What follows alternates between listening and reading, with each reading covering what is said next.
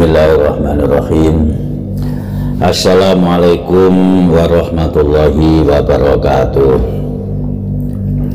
Alhamdulillah, assalatu wassalamu ala rasulillah wa ala alihi wa sahbihi wa mawalah.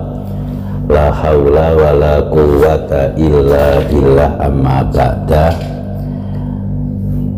Rekan-rekan yang saya muliakan, kalau antum ingat di awal-awal bab al-ilmu dari kitab Ihya Ulumuddin, Imam Al-Ghazali telah memperingatkan kepada kita semua agar selalu selektif dalam mencari ilmu, agar menggunakan usia dan waktu yang terbatas ini untuk bisa mendalami ilmu-ilmu yang diperlukan. Karena usia manusia terbatas, sementara ilmu dari berbagai fan dan disiplin ilmu yang sangat banyak, satu fan ilmu kita dalami saja seusia manusia seumur hidup kita tidak akan selesai, tidak akan tuntas. Maka Imam Al-Ghazali mengatakan, carilah ilmu yang bisa membawamu mendapatkan ridho Allah, memudahkanmu di akhirat, memberikan kebahagiaan padamu di dunia.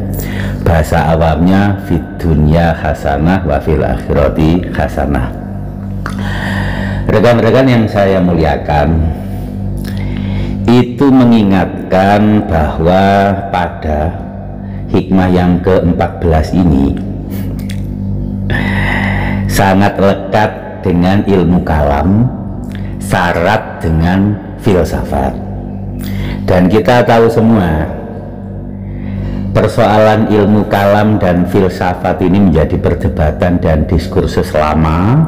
Sebagian ulama mengharamkan, sebagian ulama memperbolehkan, sebagian mentafsirnya. Dari kalangan Syafi'iyah, Ibnu Hajar Al-Haytami pernah memfatwakan bahwa belajar filsafat haram. Ibnu Qudamah dari mazhab Hambali bahkan menulis kitab At-Tahrim fi Nadhar fi Ilmil Kalam, melihat kitab dan ilmu kalam itu tidak boleh.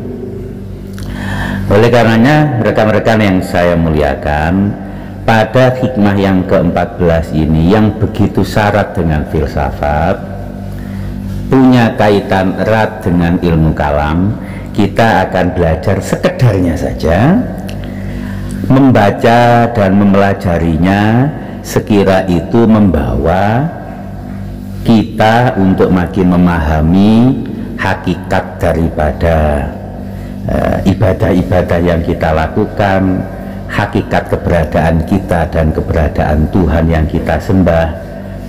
Di atas itu semua sudah sering saya sampaikan kepada kita semua bahwa kita belajar hikam ini kan supaya kita makin baik dalam beribadah, mengukuhkan ubudiyah kita kepada Allah. Kita belajar hikam ini dalam rangka agar kita semakin khusyuk, khudu dan tadarruk beribadah kepada Allah, makin tawadhu kepada ibadullah, bukan malah mencari mudah dalam beribadah, meremehkan syariat, apalagi meremehkan ibadullah, sama sekali bukan itu. Oleh karenanya nanti kita akan membaca hikmah yang ke-14 ini, kita usahakan supaya sesederhana mungkin, semudah mungkin difahami, dan dalam rangka makin khusyuk, tadarruk dan khudu' ibadah kepada Allah, makin tawadhu kepada ibadullah. Rekan-rekan yang saya muliakan, karena ilmu kalam itu kita sudah kenal dengan postulat dan kalimat yang sangat sulit, kadang-kadang bisa membuat orang terpleset. Maka dalam hikmah ini bahkan Ibnu Ubad itu mengingatkan dalam syarahnya saya tidak memperpanjang-panjang ini gitu. Kalau diperpanjang-panjang banyak orang yang salah faham, yang iham, bahasa-bahasa yang kadang-kadang membuat terpeleset sehingga akidah kita menjadi salah. Oleh karenanya rekan-rekan yang saya muliakan, sebelum saya memulai hikmah yang ke-14 ini, saya ingin membuat patokan dulu. Patokannya apa? Patokannya yang pertama adalah firman Allah dalam surat Asy-Syura yang ayat 11, kita tahu semua. Laisa kamitslihi syai'un wa huwas samiul basir.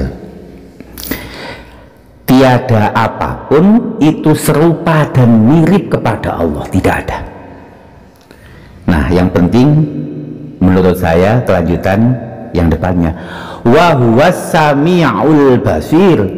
Allah itu maha sami, Allah maha basir. Allah maha melihat, Allah maha mendengar. Allah tidak punya persamaan apapun, tidak bisa disamakan dengan apapun. Allah maha melihat, Allah maha mendengar. Artinya kalau engkau mendengar sesuatu tentang Allah, Allah tidak seperti itu. Engkau melihat sesuatu tentang perumpamaan dan ilustrasi Allah, Allah tidak seperti itu. Nah, ini jelas ya. Jadi Allah itu sami, Allah itu basir. Jadi masamita, tentang apapun yang diilustrasikan, digambarkan tentang Allah, Allah tidak seperti itu. Maro'aita, apa yang kau lihat tentang apapun yang itu dimaksudkan untuk menjelaskan tentang Allah, Allah tidak seperti itu. Jadi laisa kamitslihi syai'un. Nah, ini patokan pertama yang harus kita pegang. Nanti kalau kita mendengarkan penjelasan-penjelasan apapun, ingat wa huwas samiul basir.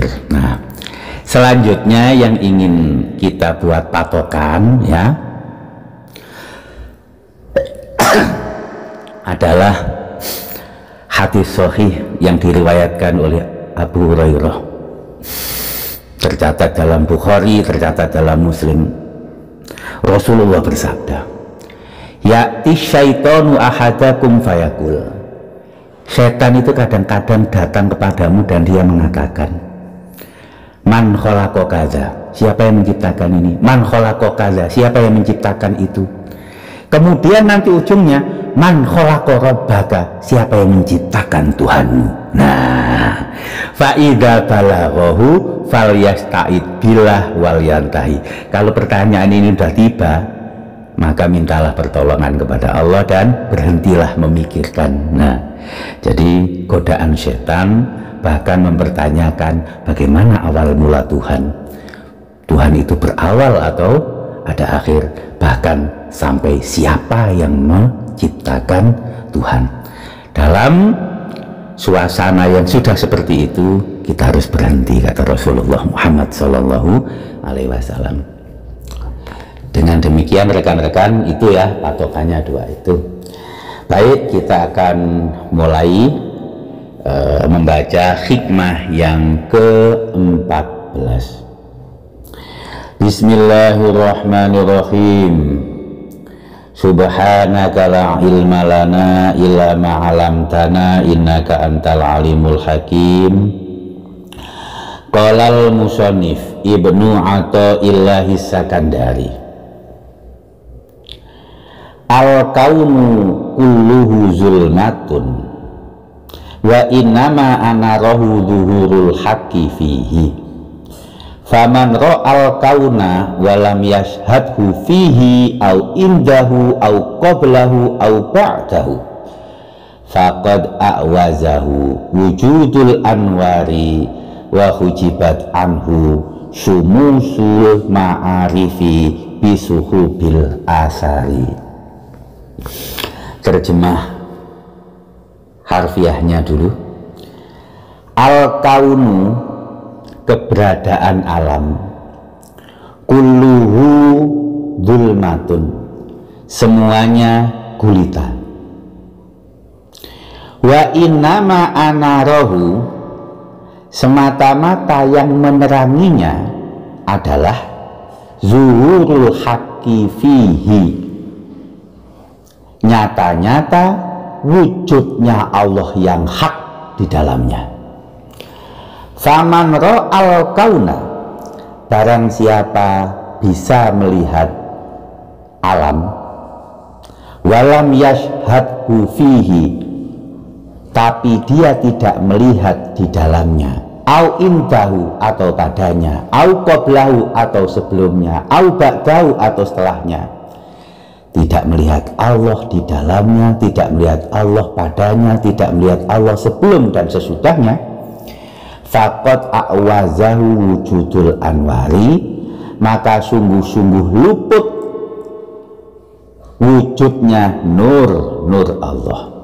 Wa hujibat anhu syumusul ma'arifi, dan tertutup baginya matahari ma'rifatullah bisuhubil asari, karena sebab awan-awan makhluk yang sementara.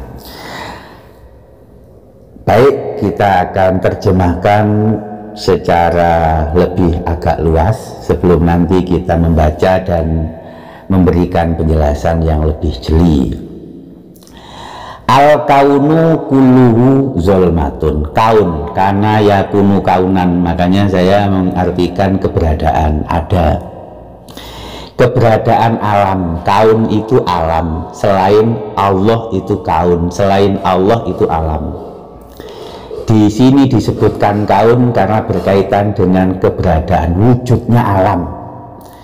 Selain Allah yaitu alam, itu wujud, itu ada. Jangan dikatakan tidak ada, ada wujud. Tetapi sebenarnya kulluhu dzulmatun, dalam pandangan mata batin yang murni, semua wujudnya alam itu zulmah, gulita, tidak punya wujud yang murni, tidak punya wujud yang sejati. Wa innama anarahu dhuhurul haqqi fihi, alam ataupun kaun, keberadaan alam yang gulita tadi itu bisa nampak, bisa wujud, semata-mata menunjukkan wujudnya Allah yang hak di dalamnya. Kita sudah sering mendengar kan bahwa alam dan dunia ini seisinya adalah tanda-tanda kebesaran Allah, tanda-tanda keagungan Allah, tanda-tanda wujudnya Allah Subhanahu wa ta'ala. Jadi mudahnya seperti itu. Wa inama anarudurul haqqi fihi, semua perwujudan dan adanya alam semesta semata-mata menunjukkan wujudnya Allah, agung dan kuasanya. Nah, begitu. Sekarang kita lanjutkan. Faman ra'al kauna walam yashhadhu fihi, barang siapa hanya bisa melihat alam tapi tidak menyaksikan Allah di dalam alam, tidak menyaksikan Allah pada fenomena alam, tidak menyaksikan Allah sebelum atau sesudah kejadian, maka faqad a'waza wujudul anwari, maka luput darinya, terlewatkan olehnya nur-nur yang diperlihatkan oleh Allah itu sesungguhnya. Wa hujibat anhu syumusul ma'arifi, dan dia tertutup, terhijab, tak mampu melihat ma'rifatullah bisuhubil asari, tersebabkan tertutup oleh awan-awan makhluk. Ma'rifat digambarkan oleh Ibnu Athaillah sebagai matahari atau cahaya matahari. Makhluk-makhluk yang menghalangi itu bagaikan awan dan mendung yang gelap yang bisa menutupi sehingga tidak lagi terang benderang, bahkan menjadi gelap gulita. Baik rekan-rekan yang saya muliakan, Saya akan mencoba untuk membahasakan cara sederhana, mudah-mudahan bisa kita pahami dan tetap kita selalu di bawah naungan syariat kitabullah dan hadis Rasulullah Muhammad sallallahu alaihi wasallam. Al-kaunu kulluhu zulmatun. Alam itu selain Allah itu keberadaannya zulmah, gulita. Artinya gulita sesungguhnya tidak wujud, sesungguhnya tidak ada.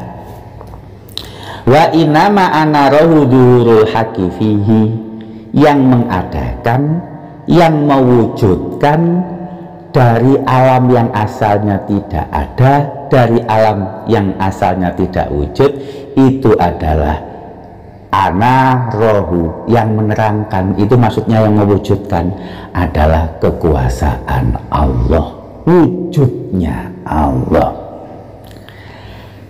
Dalam ilmu kalam kita mengenal mungkinul wujud, wajibul wujud.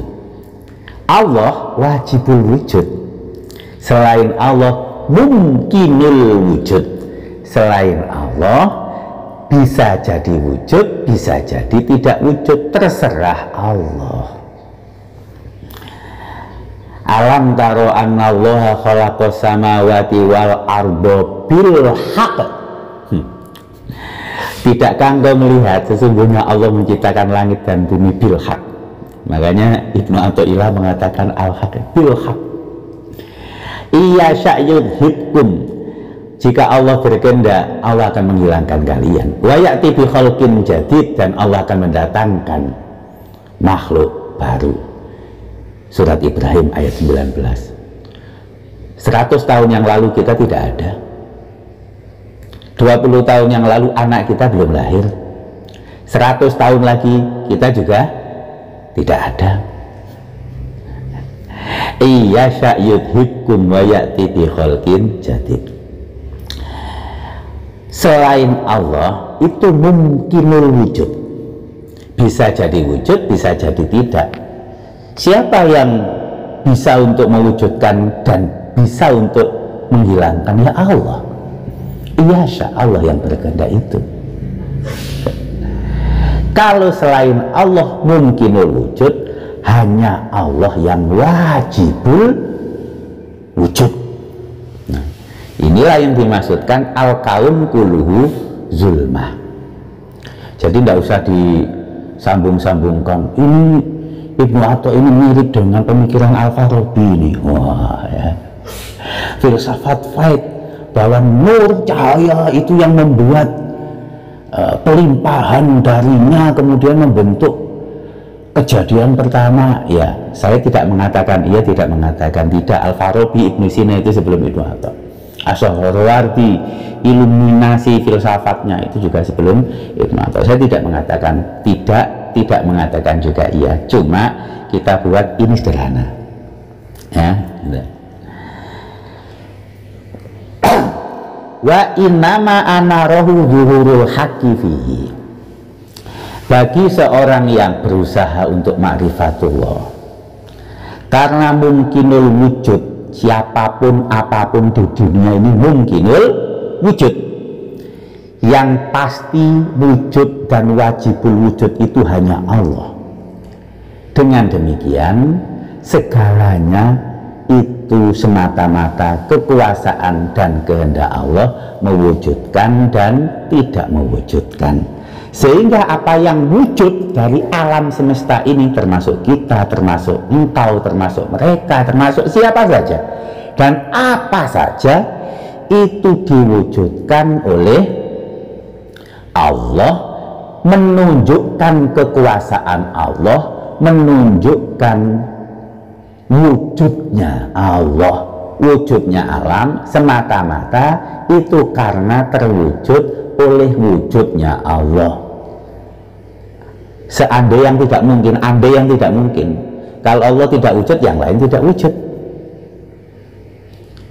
Ya. Allah wajibul wujud, tetapi kita mungkinul wujud. Alam alam mungkinul wujud, bisa wujud bisa tidak. Itulah yang dinamakan dengan al-kaun kulluhu zulmatun wa inama anarahu duhurul haqi fihi. Ya, gitulah mudahnya seperti itu. Nanti sama Gus Bruri, karena Gus Bruri ini pinter ilmu fisika atau ilmu pengetahuan dikait-kaitan dengan fenomena black hole. Wah, ya kan, lubang hitam. Iya, alam ini menghitam, menyedot gravitasinya, menyedot semua unsur cahaya ke dalamnya. Ya, ini memang agak-agak mirip juga dengan bahasanya Ibnu Atha, ini mirip-mirip. Sebab innama ana rohu durul haqi fihi. Nah, saya akan menjelaskan nur dulu, sebab di belakangnya nanti ada nur-nurnya. Ibnu Atha menjelaskan innama ana rohu, yang menyinari, yang memberikan nur. Karena tadi alam itu gulita, alam itu tidak berwarna, bahkan dia gelap dan gulita, yang menunjukkan dan memberikan wujud dari alam itu adalah nurnya Allah. Ini bahasa referensinya seperti itu. Kalau tadi saya buat bahasa mudahnya, kan bukan sudah berkali-kali kita katakan dalam surat An-Nur ayat 35, Allah menegaskan Allahu nurus samawati wal ard. Di bagian ayat tersebut Allah juga berfirman nurun ala nur yahdillahu linurihi may yasha. Dalam ayat ke-40-nya Allah juga berfirman wa ma lam yaj'alillahu lahu nuran fama lahu min nur. Kalau Allah tidak menghendaki siapapun mendapatkan nur, maka dia pun tidak akan punya nur. Nah, ini ada yang menarik ya. Suatu hari Abi Dzar Al-Ghifari, sahabat Rasulullah yang mulia, dalam hadis Sahih Muslim diriwayatkan, sa'altu Rasulullah sallallahu alaihi wasallam, aku bertanya kepada Nabi, hal ra'aita rabbaka, wahai Nabi, apakah engkau melihat Rabbmu? Nabi menjawab, nurun anna arahu, aku melihat nur, kata Nabi.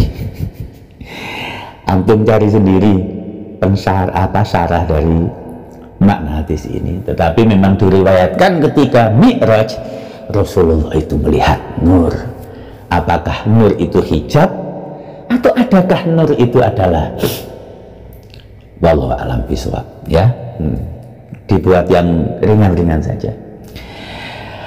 Dalam munajatnya ketika Rasulullah tahajud, dalam hadis yang diriwayatkan oleh Abdullah bin Abbas, ketika beliau bermunajat, Rasulullah mengatakan, Allahumma rabbana lakal hamdu anta qayyim samawati wal ard walakal hamdu anta rabbus samawati wal ard wa man fihin walakal hamdu anta nurus samawati wal ardi wa man fihin. Segala puji bagimu ya Allah, Engkau adalah nurus samawati wal ard, Engkau adalah nurnya langit dan bumi, wa man fihin, dan segala apa yang ada di dalamnya. Rekan-rekan yang saya muliakan, Allah menyebutkan dia adalah nur dalam Quran. Rasulullah ditanya Abi Dzar, bahwa Rasulullah ketika ditanya tentang apakah pernah melihat Tuhan, beliau mengatakan melihat nur. Dan dalam munajatnya Rasulullah ketika tahajud, beliau sering membaca walakal hamdu anta nurus samawati wal ard. Jadi itulah kenapa memakai wa innama ana zuhurul haqqi fihi. Jadi agak mirip-mirip dengan filsafat emanasi kan.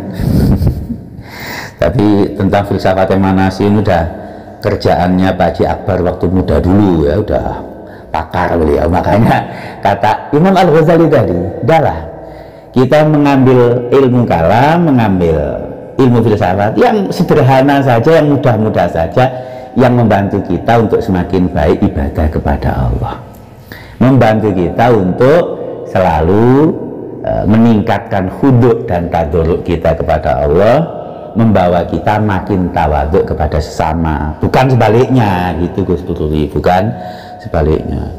Tahu ilmu gini saja sudah bicaranya ini ilmu tinggi ini, wah, meremehkan yang lain. Oh, enggak seperti itu ya, biasa-biasa saja.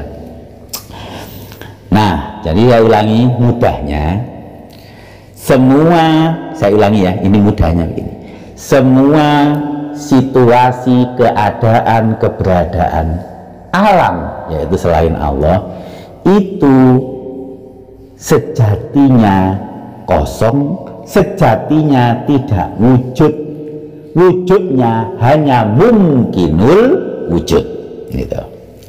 Wa innama anara wujudul haqifihi, dan yang membuat wujud itu adalah kebenaran dan kejelasan wujudnya Allah, yang Allah itu wajibul wujud, begitu. Nah, itu sajalah kita permudah ya, nggak usah kita terlalu dalam-dalam banget ya. Jadi kalau mau diskusi bolehlah dalam-dalam banget ya. Nah, selanjutnya,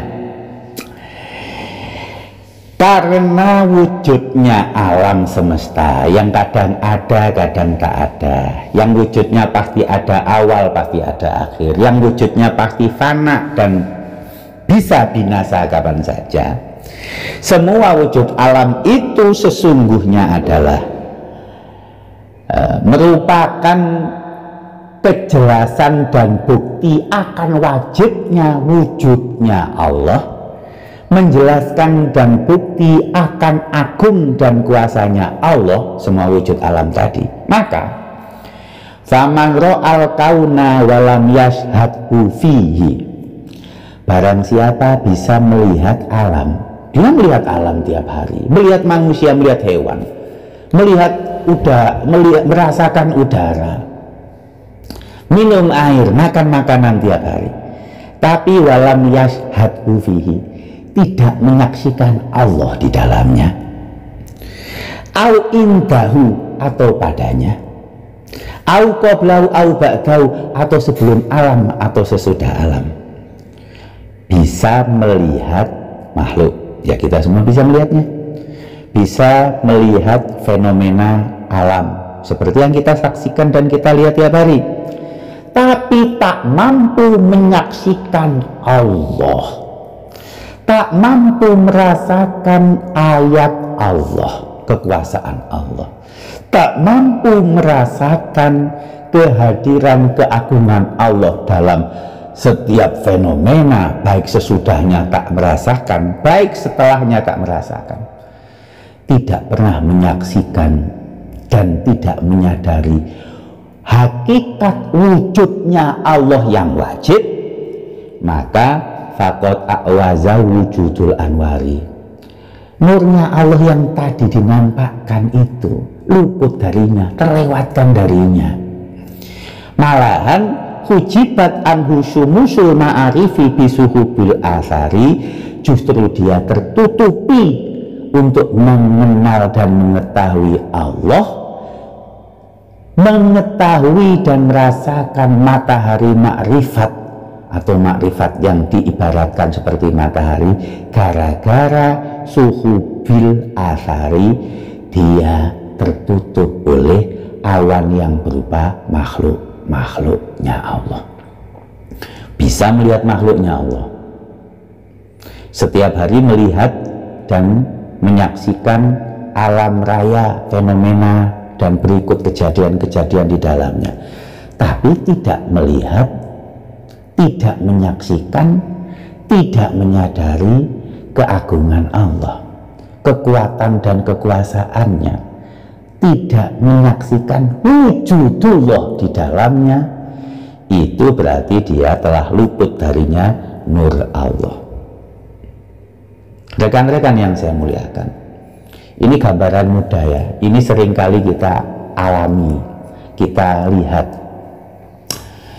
Ada orang bawa HP baru, katakanlah apa yang baru, iPhone ya, nah, iPhone 16, iPhone 16 Pro Max, keren sekali HP-nya, canggih sekali, kameranya, ketahanan baterainya, kemudian softwarenya dan lain sebagainya, sangat-sangat canggih. Dia sangat mengagumi HP itu, memuji-mujinya, sering kita lihat gitu. Tapi itu tidak membuat dia sadar yang lebih keren itu pabriknya, yang lebih hebat itu insinyur yang membuat riset HP itu dibuat dari riset sekian tahun dengan peralatan yang lebih canggih. Dia yang tidak menyadari yang lebih hebat itu adalah orang-orang di balik pembuatan HP. Mudahnya seperti itu, mudahnya seperti itu. Ya tentu konteksnya tidak sama. Orang melihat HP aja lupa atau tidak menyadari siapa yang bikin HP, ya nggak masalah orang HP-nya beli. Tapi ketika kita orang yang berusaha untuk ma'rifatullah, dalam setiap kejadian apapun di alam raya ini, dalam setiap kejadian setiap hari, tidak menyaksikan Allah pada kejadian atau sesuatu, tidak menyaksikan Allah sebelum atau sesudah sesuatu terjadi, atau sebelum atau sesudah benda wujud, kita nggak menyaksikan dan nggak menyadari wujudnya Allah, maka apa yang harusnya nampak, apa yang harusnya lebih nyata, yaitu wujudnya Allah, itu telah luput dari kita, dan itu adalah tidak hak, tetapi disebutkan sebagai batil. Rekan-rekan yang saya muliakan, jadi begini loh, tadi wujud daripada alam itu kan sangat mungkin, wujudnya Allah wajib. Keberadaan dan adanya alam semata-mata itu menunjukkan keberadaan dan wujudnya Allah yang wajib tersebut. Bahasa awamnya, semua kejadian dan wujudnya alam semesta itu menunjukkan kekuasaan dan keagungan Allah, kan begitu. Nah, siapa yang hanya mampu melihat alam yang zulmah tadi, tapi dia tidak melihat nur Allah? Dia melihat alam semesta yang pasti rusak, tapi tak mampu menyaksikan keagungan Allah yang abadi. Itu ya dia sama saja tertutupi oleh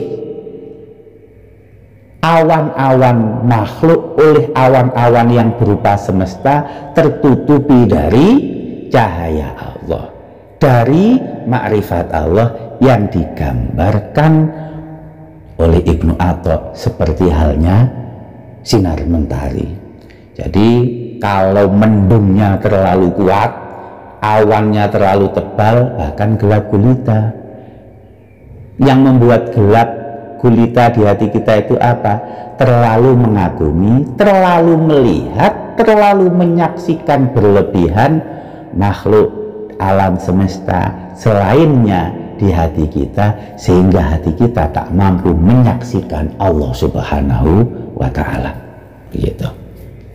Nah, Ibnu Atha membuat beberapa gambaran. Gambaran pertama, fihi indahu qoblahu au ba'dahu.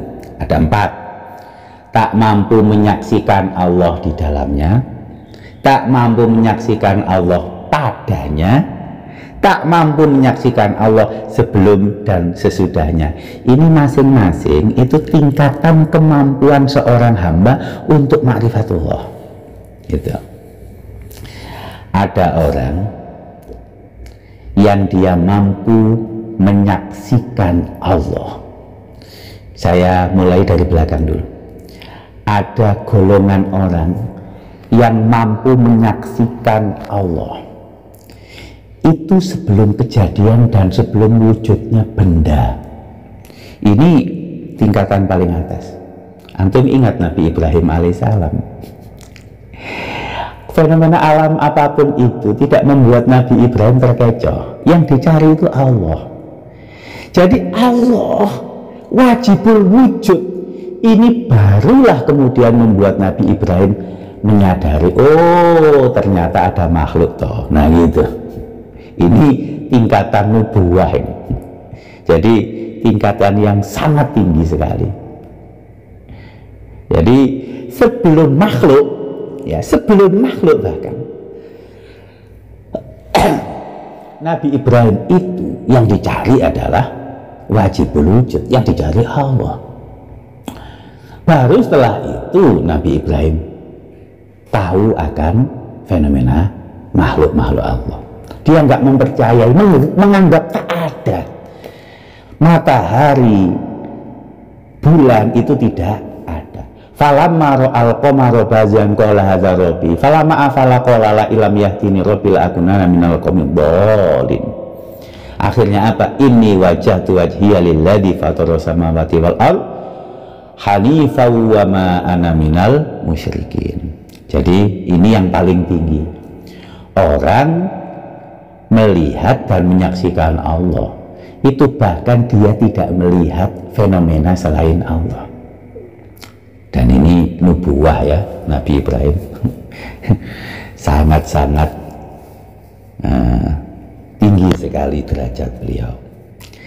Nah, yang paling rendah itu ba'dahu, melihat sesuatu selain Allah dulu, baru dia bisa menyaksikan Allah. Ini ya tingkatan awam katakanlah.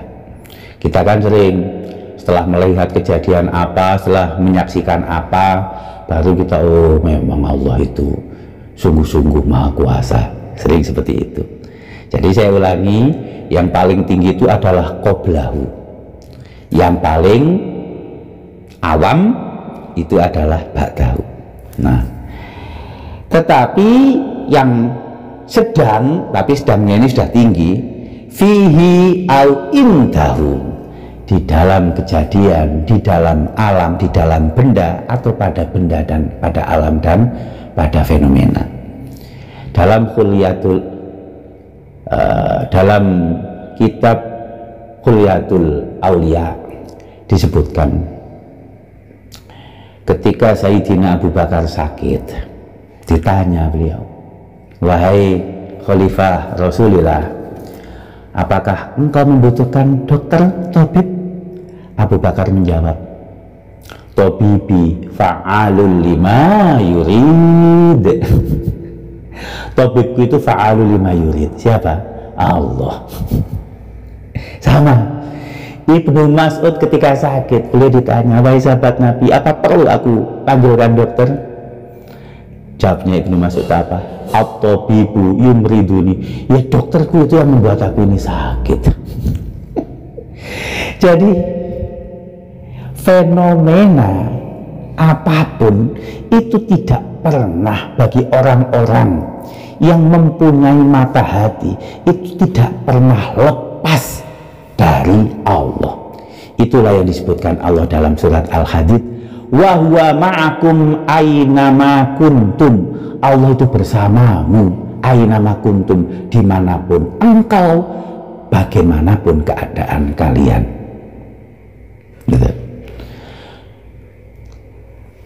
Jadi kalau orang itu sudah mampu melihat hakikat wajibul wujud yang sebenar-benarnya, maka dia akan menyadari wahwa ma'akum aynama kuntum. Dalam taraf dan derajat yang lebih tinggi, ada orang-orang terpilih yang bahkan melihat Allah itu qoblal makhluk, tapi kebanyakan orang melihat Allah ba'dal makhluk, setelah makhluk.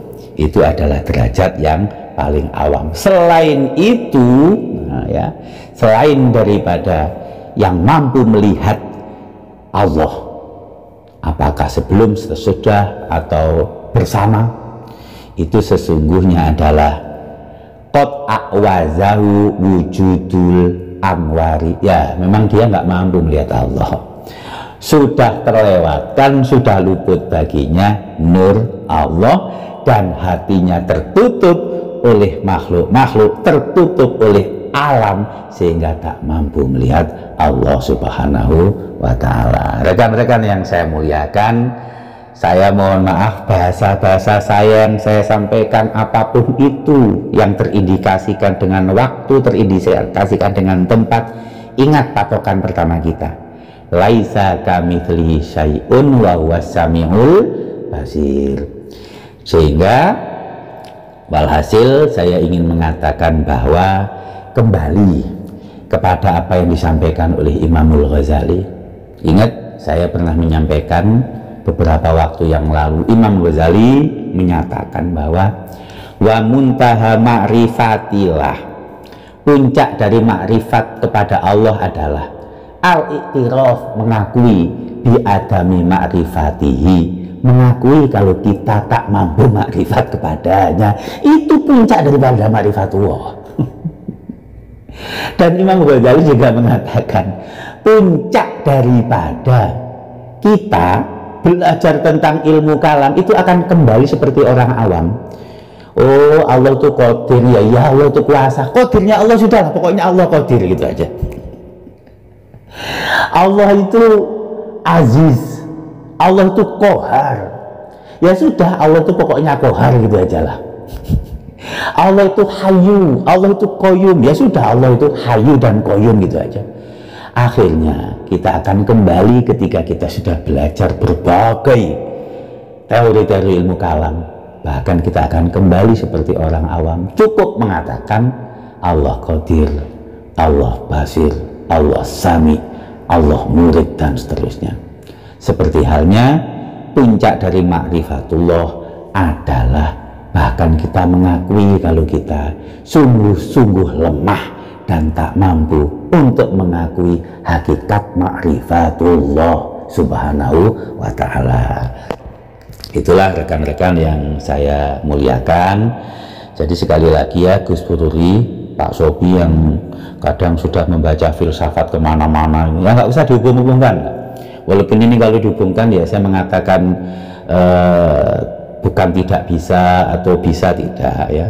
Wa innama ana raudhurul haq, nur itulah yang memberikan cahaya dan membuat permulaan kejadian.